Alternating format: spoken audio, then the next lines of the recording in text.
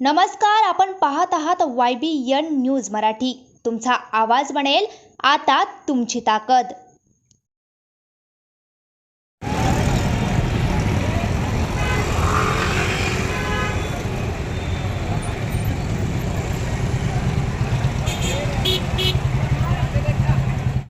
देखिए, ये इसलिए है कि इम्तियाज़ जलील साहब समझ रहे हैं कि बिल्ली की तरह आग बनकर दूध पिएंगे और कोई देखेगा नहीं। यहाँ की हुई धांधलियाँ, यहाँ पे टिकट बंटवारे के अंदर नाइंसाफियाँ, इसके खिलाफ हम लोग जो है तो उनके खिलाफ में आंदोलन कर रहे हैं। और मैं समझता हूँ कि इम्तियाज़ जलील साहब जो चाले चलते हैं पार्टी में रह के, दूसरों को बड़ी इत्तेहाद की दुहाई देते हैं, लेकिन वो इलेक्शन ऐन आने के मौके पर पूरे महाराष्ट्र की बॉडियाँ बर्खास्त करते हैं। यहाँ पर टिकट बंटवारे के अंदर किसी को शामिल नहीं करते हैं। बड़ी बड़ी पार्टियों के अंदर जो है तो एक कोर कमेटी बनती है और वो डिसाइड करती है, लेकिन यहाँ पर एक बाप और बेटे की कोर कमेटी बनी है, वो डिसाइड कर रही है कि किसको टिकट दिया जाएगा और किसको टिकट नहीं दिया जाएगा। जी, उनका तो ये दावा था कि असदुद्दीन ओवैसी पूरा टिकट के बंटवारे का कर रहे हैं। देखिए, ये 100% बात इसलिए गलत है कि असदुद्दीन ओवैसी साहब नेशनल प्रेसिडेंट है और नेशनल प्रेसिडेंट को नहीं पता होता है कि कौन सी गली के अंदर कौन सा कार्यकर्ता कितना सक्षम है और वो कितना मजबूत है। ये यहाँ की लोकल लीडरशिप को मालूम होता है कि भाई कौन सा कार्यकर्ता कितने साल से हमारे साथ में जुड़ा हुआ है और जो है तो ये काम करने के लायक है। उन्होंने क्या पहचानते हैं उसामा के काम को, उन्होंने क्या पहचानेंगे दूसरे जो पैराशूट लैंडिंग करवाई गई है टिकट के अंदर। हमारी पार्टी समीर राजूरकर के फ़ोन के ऊपर चल रही है, हमारी पार्टी विनोद पाटिल के फ़ोन पे चल रही है, हमारी पार्टी कमिश्नर के फ़ोन पे चल रही है, हमारी पार्टी जितेंद्र आव्हाड के फ़ोन पे चल रही है। ये क्या टिकट बांटने के लिए उनके फ़ोन आ रहे हैं और हमारे ईमानदार, हमारे वफादार कारपोरेटर हो या कार्यकर्ता हो, उनको जो है तो बाजू करके जो है तो यहाँ पे टिकट का बंटवारा किया जा रहा है। जी, कहीं ना कहीं जितने भी पुरानी पार्षद थे उनका टिकट कट करके नए लोगों को मौका दिया गया है। किस लिए? और ये इल्ज़ाम लगा के उन्होंने गद्दारी की, आप साबित नहीं कर सकते। ये आवाम का फैसला है और आवाम खुद इसकी गवाही देगी कि ये लोगों ने कितनी ईमानदारी से बॉडी बर्खास्त होने के बाद लगातार 6 साल से आज ग्राउंड के ऊपर काम कर रहे हैं। आज ये मेरा ऑफिस देखिए आप, यहाँ पर 2 से 3 लोग काम करते हैं। ऑफिस कम से कम 12 घंटे जो तो खुला रहता है, तो कौन गद्दारी करेगा? हम लोग तो आवाम के साथ वफादारी कर रहे हैं। इनको अगर ये गद्दारी लग रही है तो फिर गद्दारी ही सही। हम जी, आपने ये भी इल्ज़ाम लगाया है कि पैसे देकर टिकट दिए गए हैं। यकीनन हमारे पास में जिन लोगों ने लिए उनकी मजबूरियां हैं कि वो बोल नहीं सकते क्योंकि उनको टिकट चाहिए था, लेकिन कहीं ना कहीं से जो है तो बात नजर खुल जाती है। जब इनको हमारी गद्दारियों का पता चल रहा है तो हमको इनके पैसे लेके कहाँ से टिकट दिए जा रहे हैं वो कैसा पता नहीं चलेगा?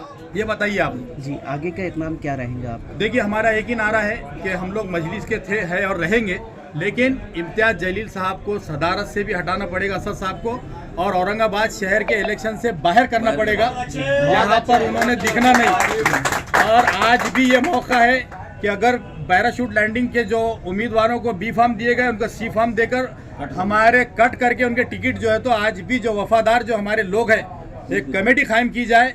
हमारे उलमाओं के आप कभी राय नहीं लेंगे, हमारे शहर के मुखलिस लोगों की राय नहीं लेंगे आप लोग, छोड़िए हटाइए, हम अगर हमारे को नहीं लिए, लेकिन आप बाप और बेटे मिलकर राय मशवरा करेंगे और पार्टी चलाएंगे तो ये चलने वाला नहीं है। जी, फारूक शाब्दी ने भी 2 मिनट ना, फारूक शाब्दी ने भी रेजिग्नेशन। देखिए, फारूक शाब्दी जब से बम्बई में गए थे उससे पहले संगठन वहाँ का बहुत कमज़ोर था, लेकिन फारूक शाब्दी साहब की तारीफ करेंगे कि उन्होंने वहाँ पर जाके संगठन में जान डाली और वो जान डालने के बाद लोगों की कतार लग गई कि यहाँ पे 100 लोग आ गए मांगने के लिए बॉम्बे जैसी सिटी से। तो कहीं ना कहीं इम्तियाज़ जलील साहब की आंखों में खटका कि भाई 100 लोग आ गए, अब तो काफ़ी धंधा पानी हो सकता है। तो ये यहाँ से उड़े और वहाँ चले गए। वहाँ जाकर उन्होंने खुद इंटरव्यू लिए। इंटरव्यू लेने के बाद में फारूक शाब्दी को ऐसा लगा कि भाई मेहनत करे मुर्गा और अंडा खाए फकीर। क्या बात है। तो इसलिए उन्होंने जो है तो सोच लिया कि यहाँ डिक्टेटरशिप का राज है, यहाँ पर हमारी चल नहीं रही है। सदर साहब को ये हर वक्त गुमराह करते हैं, पता नहीं क्या उन्होंने घुट्टी पिला के रखे हैं। वो मैंने उनसे भी बात किया तो उन्होंने कहा इम्तियाज़ जलील साहब से बात करो, मैंने कहा उनसे सुनने को तैयार नहीं है वो। तो आज हमको मजबूरन जो है तो ये कदम उठाना पड़ा, वरना हम कट्टर मजलिसी थे, है और रहेंगे। और अभी सीधा आपने इल्जाम लगाया पैसों का, अभी आपने सीधा इल्जाम लगाया। जिस तरह उन्होंने हमारे पर गद्दारी का इल्जाम लगाया, उसी तरह हमने जो है तो उन लोगों से पूछकर जिन्होंने पैसे दिए उन्होंने तो इल्जाम लगाए, लेकिन जिन लोगों ने टिकट के लिए पैसे दिए उन्होंने आके हमको बोला कि भाई हमने ये फ्री में टिकट नहीं लिए, पैराशूट से हम ऐसे ही नहीं उतरे।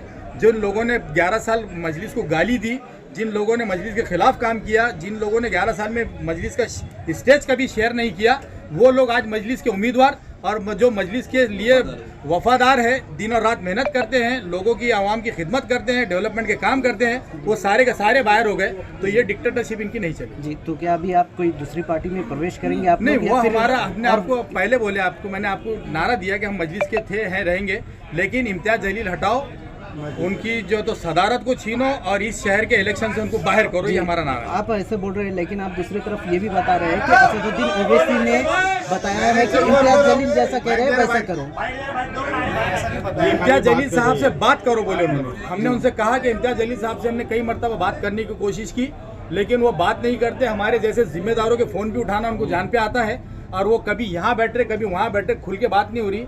टिकट बंटवारे में कोई राय मशवरा नहीं हुआ, बाप बेटे ने फैसला किया और वो थोप दिया गया, ये हमारे को कबूल नहीं है। जी, तो क्या आप अपक्ष उम्मीदवारी लेंगे आप लोग? देखिए, अभी इसके अंदर हमारे जितने भी मुखलिस जो लोगों हकदार थे मजलिस के, जिनको टिकट दिए गए, उनके लिए काम करेंगे, और जो मजलिस में बाहर से एकदम अचानक प्रकट हुए हैं उनको गिराएंगे, और जो लोग अपक्ष के फॉर्म भरे, जो कट्टर मजलिस है, कल भी मजलिस में आ सकते हैं, तो हम उनके लिए जिताने के लिए पूरी जी जान से कोशिश करेंगे। जी, तो आप लोग जो एक्स नगर सेवक थे तो वो भी लड़ रहे हैं आज़ाद उम्मीदवार? देखिए, उसके अंदर से मैंने पहले नहीं लड़ने का फैसला किया था। मैंने सोचा था कि मैं पार्टी के लिए दिन और रात जो तो जी जान से मेहनत करूंगा ज़्यादा सीटें जिताने के लिए।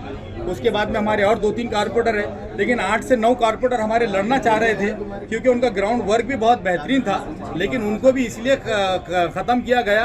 कहीं ना कहीं इम्तियाज जलील साहब के बाद में ये एक जहन में बात है कि जिस वक्त मेरे को एमएलए का टिकट मिला, इन्होंने किसी और को कमिटमेंट दिया था, लेकिन ये मेरा टिकट बैरिस्टर असदुद्दीन ओवैसी साहब ने फाइनल किया। उस दिन से उन्होंने मेरे को दांत में पकड़ा था। उन्होंने यहाँ तक नहीं हरकत की, बल्कि मेरा वार्ड कमिश्नर को बोल के 4 टुकड़ों के अंदर जो तो तोड़वाया गया, ये इम्तियाज जलील साहब ने करवाया। Thank you.